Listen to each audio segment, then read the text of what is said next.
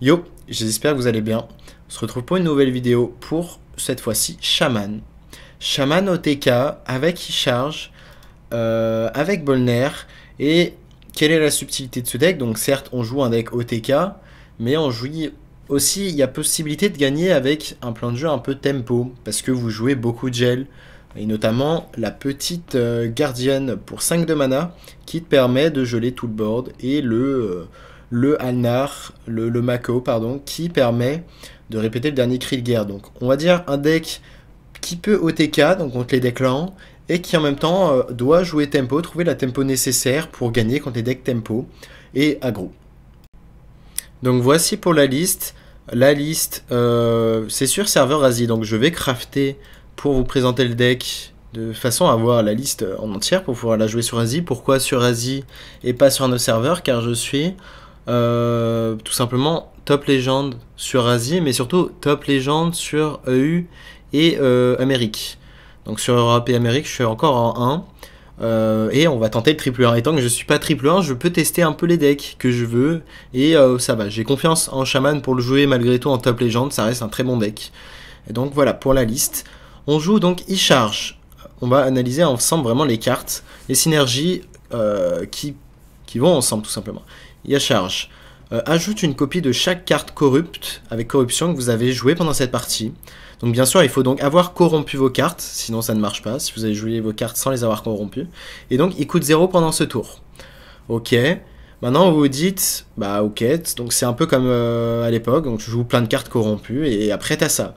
Sauf qu'il y a une petite subtilité, c'est que dans le deck, tu joues le petit Mako, le perroquet, qui répète le dernier cri de guerre que vous avez joué. Donc ça fait un peu l'époque de Shaman Carniflore, où vraiment, bah, tu relances, tu répètes le dernier cri de guerre, enfin tu fais des carnivores à l'infini, là ça revient à potentiellement faire des charges à l'infini. Et la technique c'est quoi, enfin la subtilité c'est quoi, c'est que tu joues Bolner. Donc dans l'idée, tu vas faire charge, ensuite tu peux Innerve Bolner, enfin tu commences par Bolner évidemment, ensuite Innerve charge, et avec ça, en fait, ça va répéter le premier cri de guerre que tu as lancé pendant ce tour. Donc imaginons que tu aies joué un Dunk Tank. Avec ça, tu fais jouer le petit Medic qui inflige 4. Donc, globalement, c'est quoi le plan? Tu infliges 4 avec ton sort nature. Ensuite, tu invoques cette 3-4 qui inflige 4. Et quand tu l'auras invoqué, vu que c'est un cri de guerre, le bonheur dit répète le premier cri de guerre que tu as lancé pendant ce tour. Donc, voilà, ça va te redonner des petits sorts à 4 Dunk Tank que tu vas rejouer. Et ensuite, tu vas rejouer à la fin le petit Medic. Et voilà, donc c'est très fort. Et imaginons que votre adversaire soit, je sais pas, à 100 PV. Si votre adversaire est à 100 PV, c'est quoi la subtilité? C'est tout simplement de tuer vos propres 3-4. Donc là, vous allez faire en sorte de jouer le sort à 4 qui est corrompu. Et ensuite, vous allez tuer avec le petit médic vos propres créatures pour de cette façon avoir des gains infinis en ayant plus de sorts, en récupérant plus de sorts qu'inflige 4 que de créatures, parce que vous avez un nombre de places limité sur le terrain en fait. Donc voilà, il faut connaître cette subtilité pour pouvoir justement faire un nombre maximal de dégâts. Donc voilà pour ce qui est de la liste, pour notamment les effets avec Corrupt. Maintenant on joue le DK. Pour 8 de mana, il permet quoi? Il permet de corrompre les cartes, mais également de gagner des points de vie, de gagner de l'armure, des points de vie, de mettre des taunes si besoin, d'infliger 6 points de dégâts. Donc voilà, c'est une carte assez flexible qui a un power level décent, c'est pas non plus le meilleur des cas, mais il est très correct. On a maintenant le Mutanus qui va servir contre les decks combo. Contre les decks combo, comme Démoniste, ben, vous n'avez pas le temps d'aller OTK, c'est lui qui est plus rapide que vous. Donc on peut jouer sur le paramètre Mutanus qui va être aussi très fort contre Druid, tout simplement, Druid alignement. Donc voilà. Le petit Bello qui permet d'infliger 3 à un serviteur s'il meurt répète à son voisin. Donc voilà, c'est le potentiel contre aggro qui est, on va dire, décent. Thailand qui permet d'aller piocher à charge. Les petites 3-3 qui gèlent tout le board et qui ne gagnent +1/+1 pour chaque serviteur gelé. Donc qui peut être répété avec le Mako. Donc contre certaines listes, par exemple je pense à Démoniste géant, ça va être très pertinent de faire des successions de gel du board adverse. Et on verra ensemble la subtilité, c'est-à-dire si vos créatures étaient déjà gelées ce tour-ci, c'est-à-dire si tu gèles déjà tes créatures, le tour suivant, elles pourront attaquer.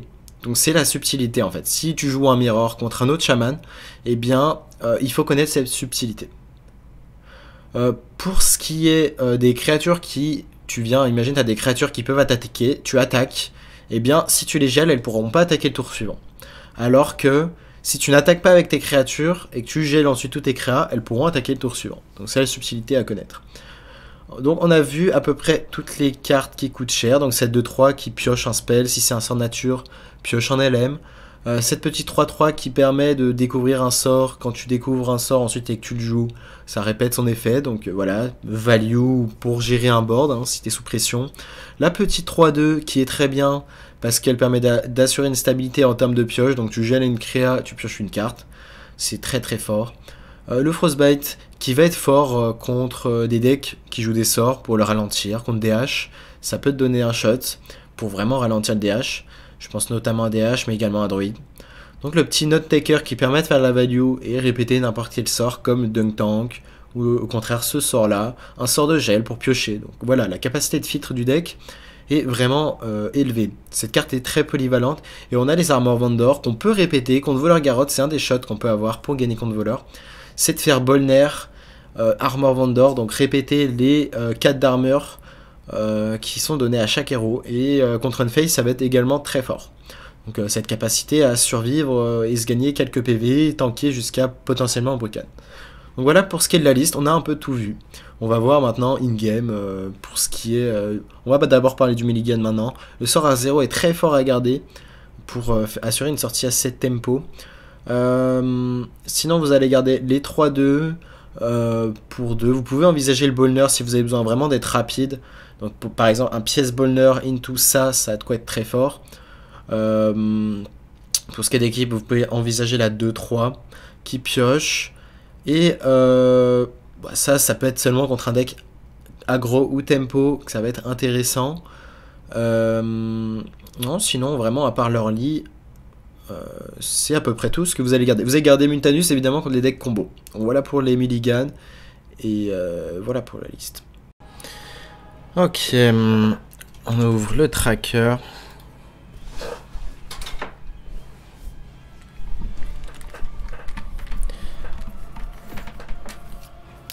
Pour ce qui est d'équipe, ici, on va garder seulement Lightning Bloom.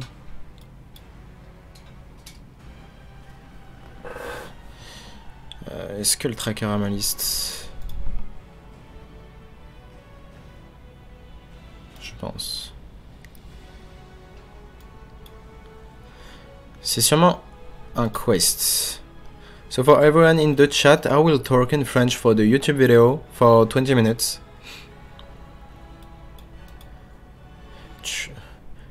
Tu l'as fait là, le deuxième Solary Qualifier? Nope. Je l'ai fait mais... j'ai vite été éliminé.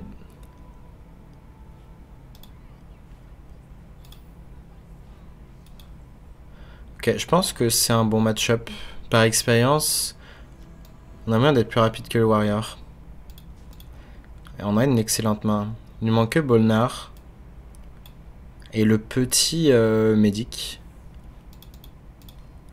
Et on aura toutes les pièces de la combo pour OTK.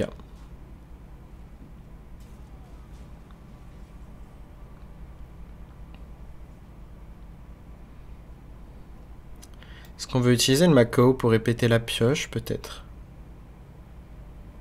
Ça me paraît fine. Ok. On va jouer ça.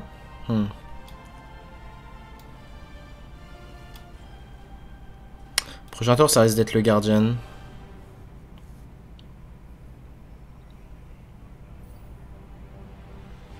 Ok, peut-être pas.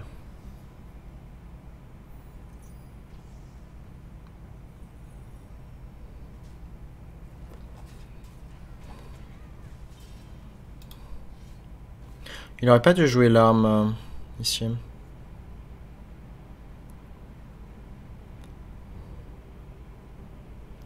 Est-ce qu'on veut juste casser l'arme et lui augmenter le coût de ses sorts? Je pense qu'on peut faire ça.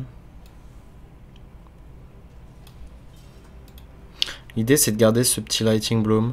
jusqu'au tour 10. On va faire un gros e-charge. Et avec Bolner, ce serait parfait. Yep, I'm doing the shaman video today. Donc si jamais vous demandez, je parle également au chat en anglais, vu que je stream essentiellement en anglais.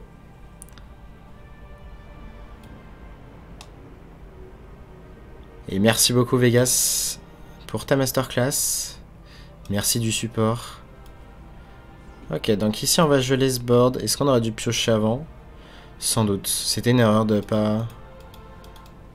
C'était une erreur pourquoi? Parce que on pouvait piocher une carte à corrompre. Donc c'était 3 cartes sur 17 quand même. Donc c'était une erreur de pas piocher avant.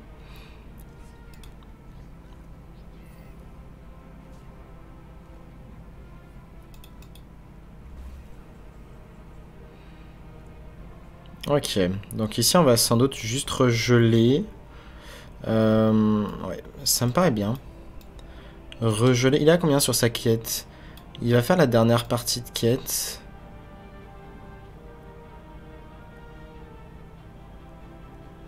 On va juste regeler sans taper.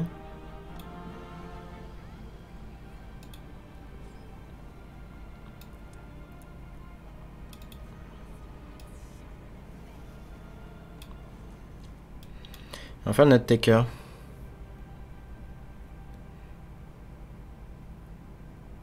Et selon ce qu'il fait, on va vraiment pouvoir quasiment gérer tout son board. Parce qu'on va pouvoir faire 2 sorts à 4. Okay.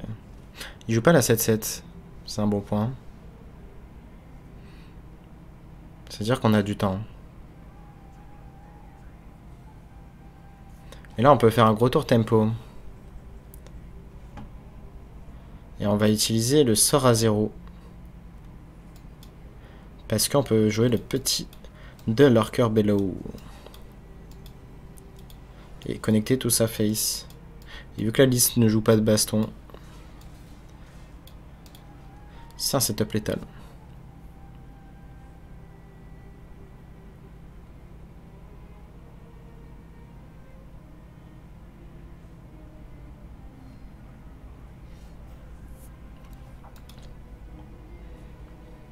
Faire attention à pas mourir sur... On va piocher first. On peut trouver le létal ici, je crois.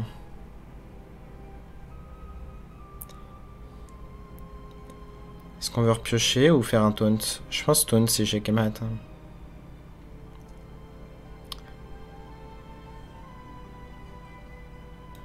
Est-ce qu'on n'a pas létal déjà? On a létal en fait. On va éviter de choquer le létal.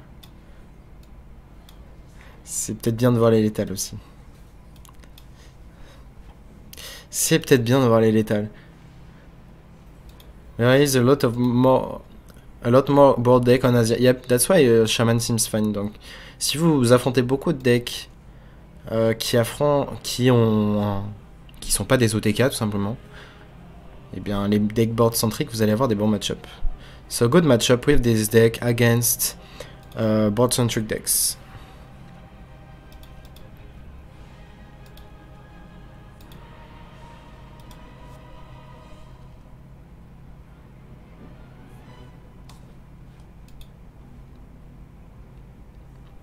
Yozim.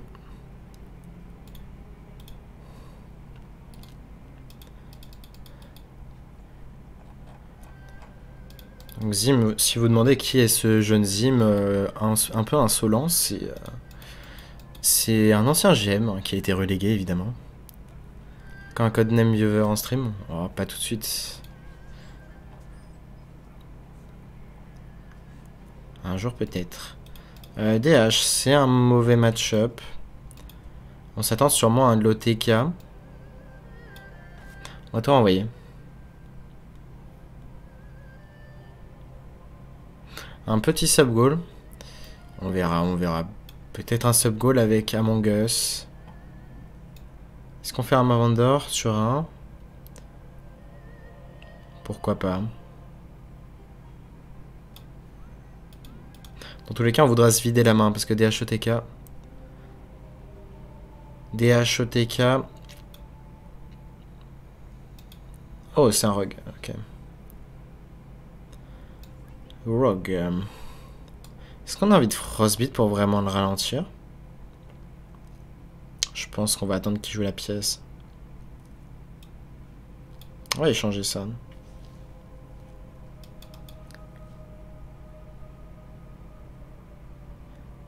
No rogue today. I will play rogue after the YouTube video, Dubon, because it's not a YouTube video.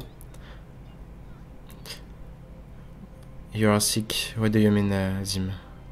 Qu'est-ce que tu nous dis, Zim? Okay, on a de la pioche, très bien, sinon on n'avait rien à faire sur le tour 3.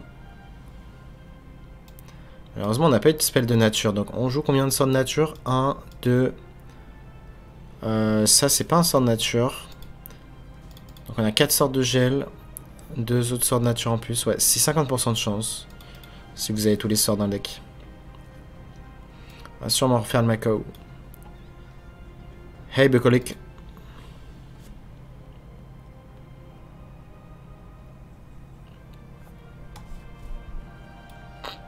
So let's draw again. Let's draw again. On va piocher ici. Parfait. On a touché le sort de nature. Ici, je pense qu'on peut se permettre de piocher. Ok, on a les deux notes taker. Ouais, mais en quoi je suis malade, Dim. Ok, ça va. Il nous a pas volé une trop grosse carte. Oh, Thailand. Est-ce qu'on joue Thailand on curve? Possiblement. Je pense qu'on peut se permettre d'attendre de faire le gel. Ton vocabulaire. Ça va, ne juge pas trop mon vocabulaire.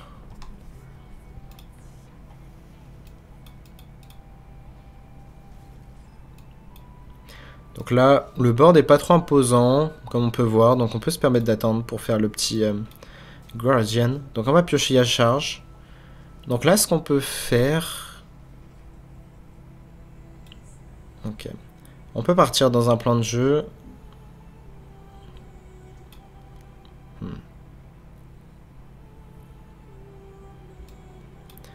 J'aime bien faire un premier dunk tank ici. On garde le board. Et c'est bien de setup des petits sorts à 4. Pourquoi on va faire Innerve et charge. Il y a charge. Du coup là on va refaire un dunk tank prochain tour en main. On aura joué 3 dunk tank. Et en jouant il y a charge du coup on aura 12 de dégâts.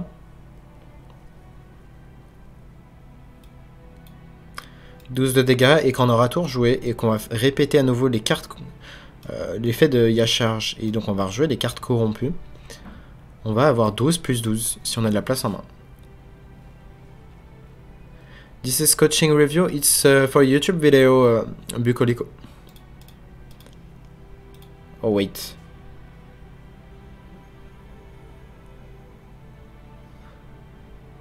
Ok, ça va. On a été chanceux ici. La charge n'a pas été touchée. On peut pas corrompre ça facilement. Dans tous les cas, il nous manque Bulnar. Le petit bonner. On va refaire le play. Hein.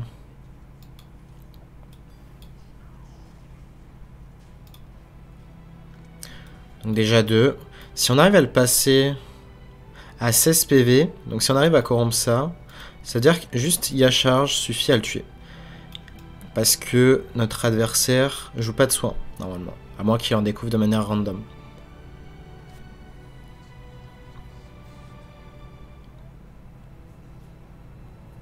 Il va ajouter ça, c'est pas bien grave. Oh, on peut corrompre ça. Question c'est est-ce qu'on le fait?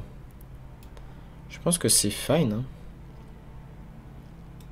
On va faire ça first, j'imagine. Ça peut aller face aussi, si jamais. Si on fait ça sur ça, face, et qu'ensuite on fait ça sur ça, il est à 16. Ok, je pense que j'aime bien ce play en fait. C'est sûrement le meilleur play ici, donc là, toujours réfléchir jusqu'au bout.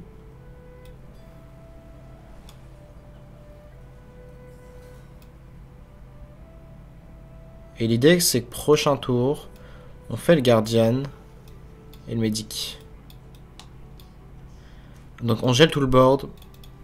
Ensuite, on fait un Inflige 4 face. Et sur Yacharge, on a l'étape. Ok, on n'a pas besoin d'aller jusque là. Donc comme on peut voir les decks un peu board-centriques, c'est un très bon match-up avec Shaman. Et on peut un peu tout battre à mesure qu'on n'attaque pas de voleur Garo, de démoniste ou DHOTK. Druide alignement est aussi un match-up assez tendu, mais on a nos shots avec Mutanus. Est-ce qu'on va faire un petit live full victoire, une vidéo full victoire? Ça serait beau. Surtout en top légende. C'est un DH doré, donc la subtilité, souvent quand c'est voleur maestra, si le DK n'est pas doré, c'est que c'est potentiellement un voleur. Là, il a l'air doré, donc il y a de grandes chances que ce soit bien un DH. Peut-être un DH OTK. Est-ce qu'on regarde le Lightning Bloom? On va dire oui.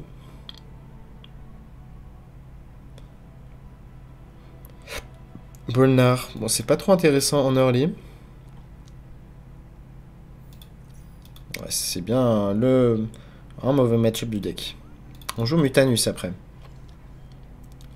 Mutanus qui peut bullshit.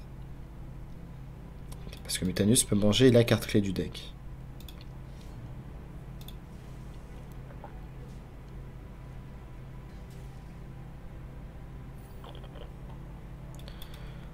Ok, on va faire totem ici.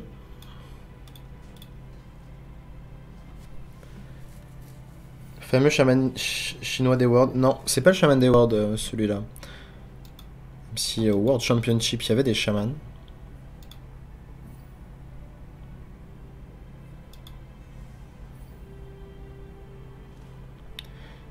Comment ça va, Neurox? Ok, est-ce qu'on se contente juste de découvrir un spell? Il y a des chances qu'on se fasse glide prochain tour.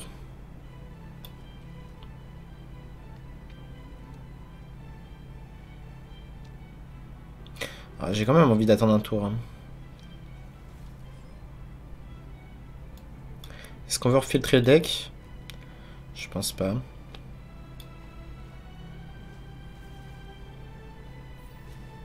Bon, si c'est plané, c'est plané. Hein. Ouais, le plané a été réduit. Ok.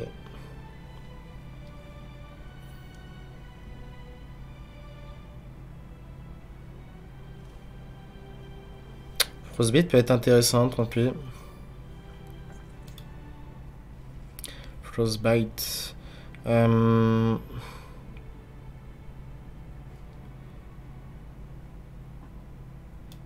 que c'est intéressant de lui faire coûter 2 de plus ses sorts? Je pense qu'on est juste bien... On a juste bien perdu ce match-up. Hein.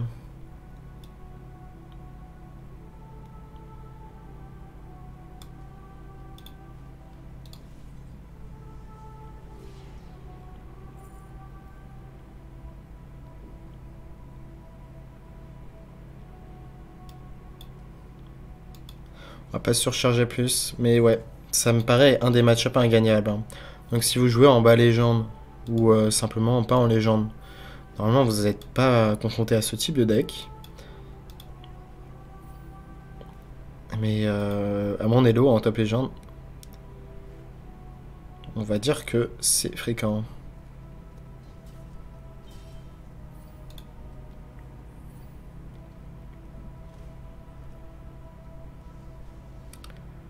Est-ce qu'on a des outs pour gagner la game? Oh, c'est un brut.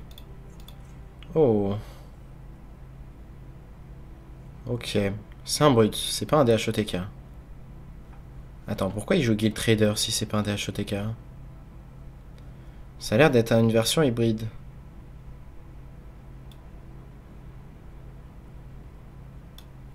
On va découvrir un sort ou deux. On va juste découvrir celui-là.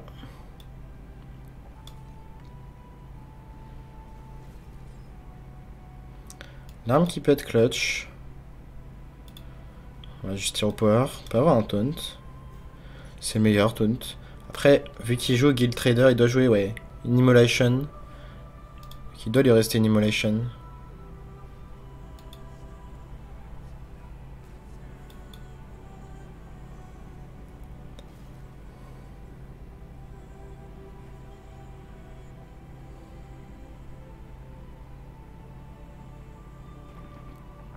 Ok, quel est notre plan ici? On va commencer par geler ça.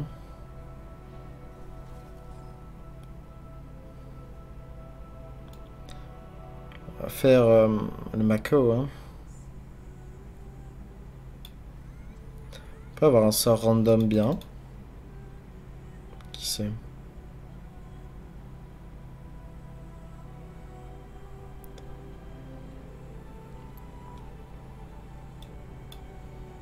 Juste tirer au power et on va attendre. Le deck est bon contre tout, contre les decks, sauf contre les decks solitaires. Bah, des HOTK, démonistes et démonistes chouettes surtout. Et voleur garrot.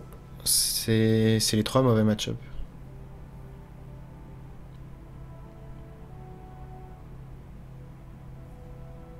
Et druide alignement aussi, ça peut être dur mais gagnable. Pour gagner, il a besoin de son arme. Si c'est vraiment une version brute, il a besoin de l'arme. On aimerait bien avoir le gel. Hein.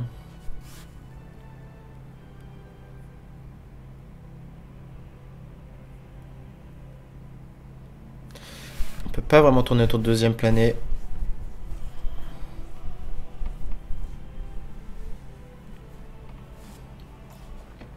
Malheureusement.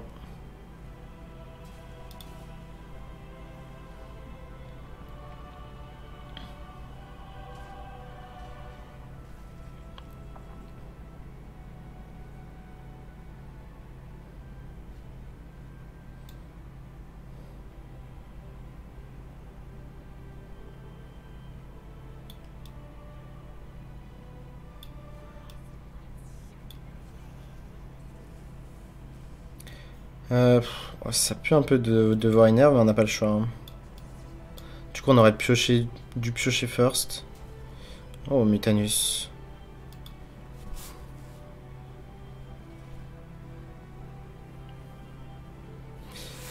Ouais, ça me paraît un spot assez ingagnable, hein, sans nos gels. Sans nos gels de masse. Ça me paraît assez ingagnable.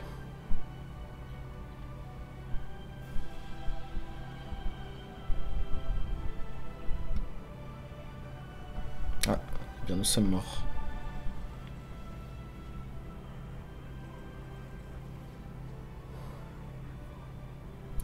C'est donc une version brute hybride. Je pense qu'elle est bien moins forte maintenant parce qu'elle doit être très très instable. Ok, bon. Malheureusement, les planets font trop mal. On peut pas tourner autour dans ce match-up. Il y a eu les brutes en plus. Voleurs. En général, c'est pas des voleurs garottes sur Asia. Donc on a nos chances. Et même contre voleur garotte, le deck est tellement dur que beaucoup le jouent mal hein, en soi. Que vous avez de grandes chances de gagner le match-up. Hormis top légende.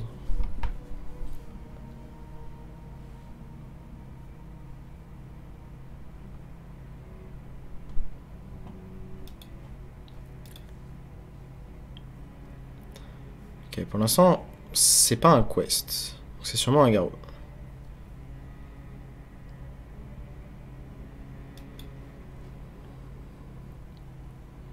En soi, il nous manque Bolner et le petit médic. Et si par malheur, il ne nous tue pas. Ok, est-ce qu'on va drop ça?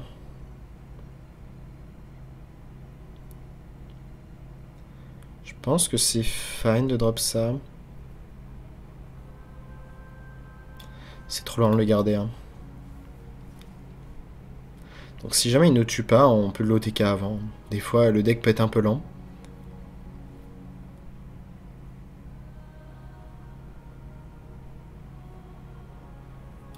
C'était le tour de voile, donc ça a de grandes chances de survivre, ça.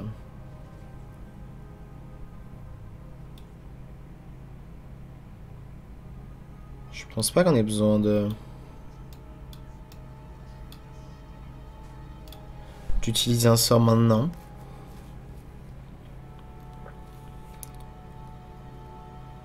Il y a de grandes chances que cette 2-3 se fasse one shot, mais on l'accepte.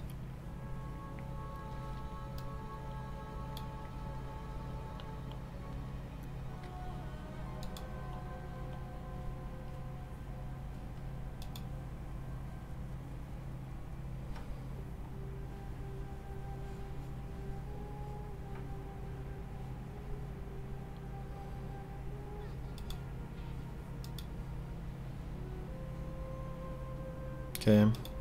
Est-ce qu'il va one-shot notre 2-3? Si le one-shot pas, on va faire Lightning Bloom, qui coûtera 1 de mana et on pourra jouer ça. Ok. Brain Freeze? Non. C'était un tour très mou, j'ai pas l'impression qu'il est optimisé au maximum ce qu'il pouvait faire.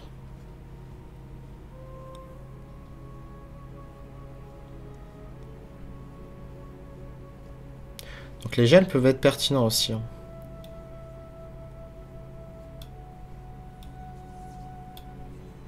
Ce qui est dommage, c'est que ça va pas corrompre ce sort à 4 tout de suite. Do you have a tier list? You mean about the decks, Mila? I could do a tier list. I just need to find a link to do it. Ça pourrait être pertinent de vous faire une déglisse des meilleurs decks selon moi. De la méta. Si jamais un deck vous intéresse, vous avez envie que je le présente, ou si vous avez envie de faire votre top 3 des meilleurs decks, selon vous, selon les lots que vous affrontez, ça va pas être les mêmes. Selon les lots, donc n'hésitez pas à me faire votre top 3. Do you like all OTK? Yep. Ok, malheureusement, double néophyte. On ne bat pas double néophyte, je pense. On va prendre cher en fait ici. On va juste geler une néophyte.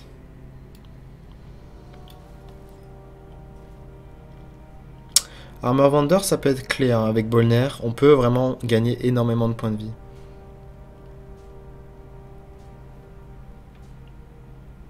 Scabs.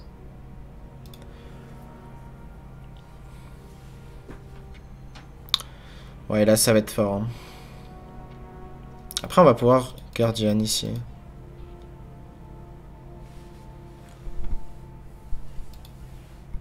On va juste se contenter de geler son board. Plein de tours d'affilée.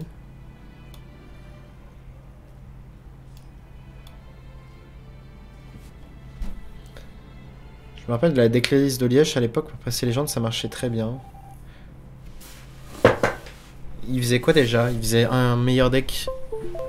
Il nous présentait genre tous ses meilleurs decks, tous les meilleurs decks pour chaque classe ou une tier list. Thanks for the follow me now. Donc là, on va essayer de garder cet Armor Vendor pour vraiment le bonheur. On a envie de se mettre hors range.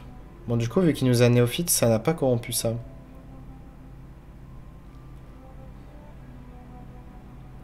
Présenter le meilleur deck de chaque classe. Ouais, ça peut être un truc pertinent que je peux faire. Même si certaines classes ont vraiment plusieurs bons decks.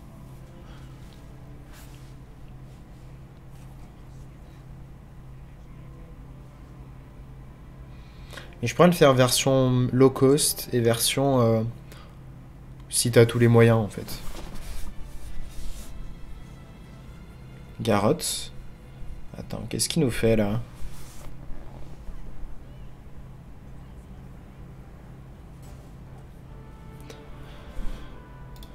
Je suis pas ultra convaincu des plays de notre ami. Je pense qu'on va taper avec ça. Hein. On n'est pas pressé de... J'ai envie de boardlock en fait. Est-ce que c'est correct?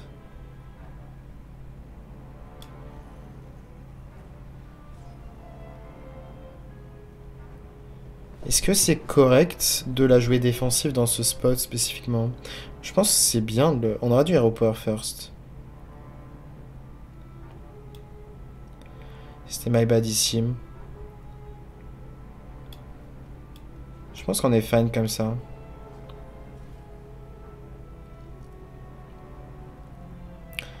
Le truc, c'est qu'on a l'étal là. S'il n'y a pas de néophyte, on a l'étal dans ce spot. Donc il doit trouver Shadow Step. Ou un Brain Freeze. Et à tout moment, on peut juste Macao pour regeler son board. Et derrière, on fait plein d'Armor Vendor pour rester en range. Donc là, j'ai pas l'impression que notre ami est bien joué. Hein. Donc comme je vous ai dit, hein, la majorité des voleurs Garrod, vous allez pouvoir les battre parce que les gens ne sont pas pixels sur le deck.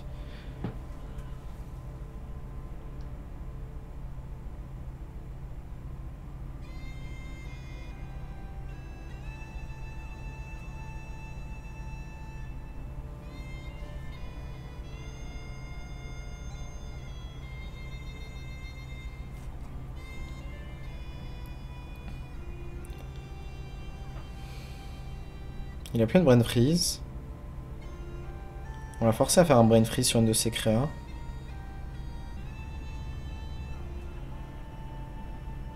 Ce n'est pas assez, monsieur. Il va pouvoir la tuer. Oula, mais qu'est-ce qu'il nous a fait, là? Qu'est-ce qu'il nous a fait? Bah écoutez, hein. Ouais. Ah, il faut beaucoup de games hein, pour maîtriser Voleur Garrod. Il faut vraiment beaucoup de games. L'avantage de maîtriser Voleur Garrod, c'est que tu sais comment jouer contre le deck. Bon, lui, il a vraiment joué très mal. Sinon, quand tu maîtrises un deck, tu pourras vraiment facilement appréhender le match-up avec d'autres decks. Donc c'est vraiment pertinent. Bon, sur ce, j'espère que ces petites games vous auront plu. Comme quoi, vraiment, si vous jouez bien deck, je pense que vous avez moyen de faire un gros win rate avec. Bon, on a fait que 4 games, mais ça vous montre un peu... on a fait 4 match-ups différents. Bon, des HOTK, vraiment, c'est quasiment le match-up ingagnable. Hein. Et sinon, le reste, voilà, même contre Druid Alignement, vous avez de vos chances. Sur ce, ouais, petit tips pour Druid Alignement, donc il ne faut pas se surcharger avant les potentiels tours d'alignement. Et voilà pour les tips.